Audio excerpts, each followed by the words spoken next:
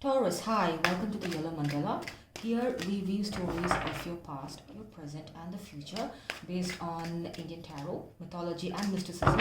And if this video resonates with you, please hit that like and subscribe button, and let's get started for your week of December. All right, Taurus. Let's see what. Oh, the Three of Coins, the High Priestess, the Knight of Swords as an advice to your present, the Ten of Coins, and the Ten of Wands. Okay, what's going on? Taurus, seems like you are super focused on your crafts, on your career, or maybe perhaps you have a second business that you recently started. You are looking to make it big. You have big plans for it. You're dreaming big. That's the theme of your life right now. You're thinking way into the future, and you want to create magic for yourself. And also, as per the Indian Vedic astrology, right now the Taurus contains the node of Rahu. Rahu is the planet that expands the things that it touches. So you just check your Vedic birth chart. If you have Rahu in Taurus, that means that it's going over your natal planets and it's literally expanding all your dreams and desires.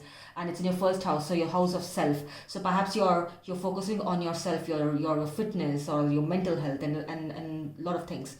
For your current present, you have the High Priestess. And the High Priestess, look at her. She's one of the most beautiful, women that I've ever seen on a tarot card. She's enigmatic, she's beautiful, she's mysterious. She's got all the answers, but then she wants you to look deep and come up with the answers yourself. And the advice to the present is Knight of Swords, like fast moving, logical communication from someone.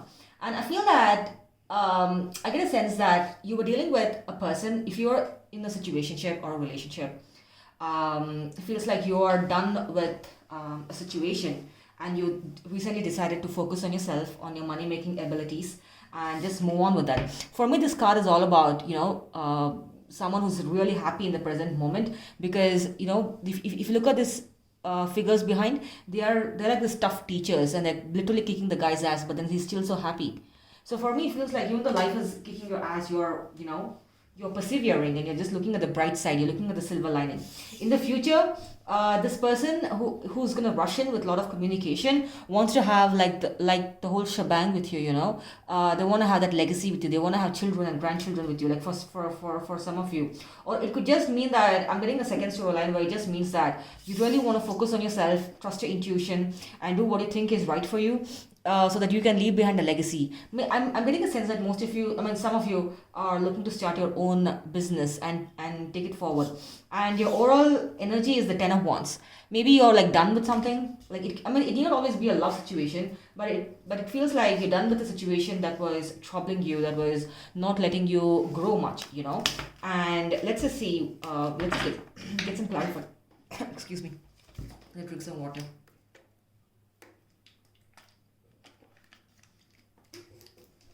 Let's just clarify. Three of Coins. Oops. I'm just going to take them if allowed. Then the Emperor, and then the Queen of Pentacles. And the last one, Page of Swords. Right. So you are currently focusing on yourself, on your pentacles, on your coins. You want to grow. For some of you, getting the second business. Maybe you started a new job and you want to impress your new boss. So you're just focusing on yourself completely, and you detach yourself from a situation that wasn't serving you.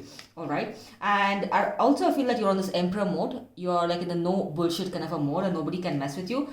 But I feel that you're still open to communication, like a proper communication. If this person, whoever, I get a sense that someone pissed you off, or irritated you with something. Maybe you're like, oh my god, this person's super immature for me, and you just detached yourself from the situation. And right now, you're just doing what you think is right for you, which is a healthy way of living, right? Because some of us, we just get so caught up in the situation that we just forget how to live. And for the High Priestess, you get the Fool, the Sun, and the Eight of Swords in reverse. Yes. So you're moved to a stage where you're just trusting your gut feeling, because you really don't want to. You want to put an end to that overthinking. It feels like you're in the prison of your own toxic thoughts. So you decided to move away from that and look at the bright side of things, right? Which is absolutely beautiful. The Sun is the happiest card in the deck, and you're willing to take a leap of faith provided that this person who is going to rush in with perhaps an apology, perhaps like good communication, like, explanation as to why they behaved in such a ridiculous manner. I mean, you might take a leap of faith with this person, provided your gut feeling gives you that green signal. So let's just clarify the Knight of Swords, the Magician, the Queen of Cups, Three of Swords. Right. So you're going to be like treading lightly because this person in the past did hurt you a lot. I mean, yes, right now you're completely detaching yourself. You're separating your personal and your professional life. You're just focusing on your professional life because you really want to do the right thing. This person did cause you a lot of heartbreak in the past.Maybe perhaps it was some sort of wounded words. But then, they are manifesting you back into their life, and they really want to make it right this time. Also, I would give like a warning that Magician card would also indicate a person who could resort to sweet talking, like trying to honeypot you. They do have a lot of love for you, but they might be coming from a wrong place. They might be like, okay, fine, Taurus, I know what works for this person, what kind of words I'm supposed to use. Maybe, they might resort to a bit of trickery, but they do have a bit of love for you. Maybe they have issue with communication. Maybe they're not really good at it. Maybe they're not able to separate the emotional communication to something very rigid form of communication. Oops. And maybe they don't know what a love language is. Maybe they're just a bit ignorant on that. So just be careful when they come forward. Okay, this just fell out. The Knight of Cups. When they do come forward, which just fell out, right? Knight of Cups. This person's coming in super slow because they also know that they're pissed you off, and you feel that this connection is like done and dusted because right now you're just looking after you. You're doing yourself, and this is the King of Pentacles in reverse and the Seven of Pentacles upright. Again, like I said, I get the King of Pentacles in reverse energy as a person who's not up to your standards. I would get it, but still you have a thing for this person and you want to give them a chance. Maybe it could be like you could be, I don't know, like in a executive position at a company, and this person. If you're just looking at this as a classism perspective, which I really don't want to, but then I feel like this person's probably going to be like much at a lower level in terms of role titles. And maybe that's what's causing the distinction in the communication between the two of you. It's not in the same standard, it's not in the same level. You might be like far advanced. You might be a person with high standards, and this person communication might be like texting like a 10-year-old. So yes, but then you do. You are fascinated by this person. Like, let's just be honest here. But you kind of like distance yourself. You're like, no. I really want to be with the right person who's mature, who's an adult. So this person's going to come forward, right? They have a cup of love, and they're going to rush in with logical communication. Maybe perhaps they took help from someone, like an adult. Like, how do I speak with Taurus? I don't want to mess this up. But I feel like you're going to give them a chance and take a leap of faith with them, because there's something about them that's attracting you.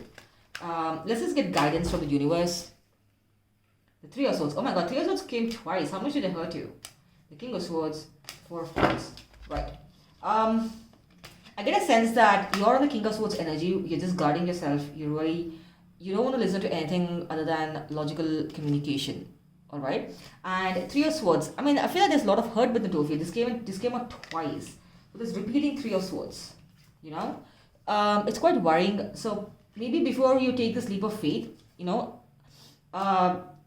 pause and reflect, because I think you're almost thinking that this is done and dusted, but you really, I don't know, because this person, I feel like they are kind of like struggling to make things happen in their life, and they're just being very immature or petty about it. And I get a feeling that this could be the career as well. Like, maybe you met them at a workplace and you feel that they're still immature and they're not making good money, or maybe they're just focusing on making money, and it's caused like a lot of rift between the two of you. But then you are in this guarded mode where you're not open to anything else that's not logical communication. So when this person approaches you, I would warn you to beware, because they might resort to trickery, try to seduce you in the wrong way and just take you for advantage. But you are fascinated by this person. I'm not sure why. You might think that this person's immature and you're fascinated by this person, but you want to give them a chance. But I would again suggest, take caution. All right. I'll see you in the next one. Thank you. Bye.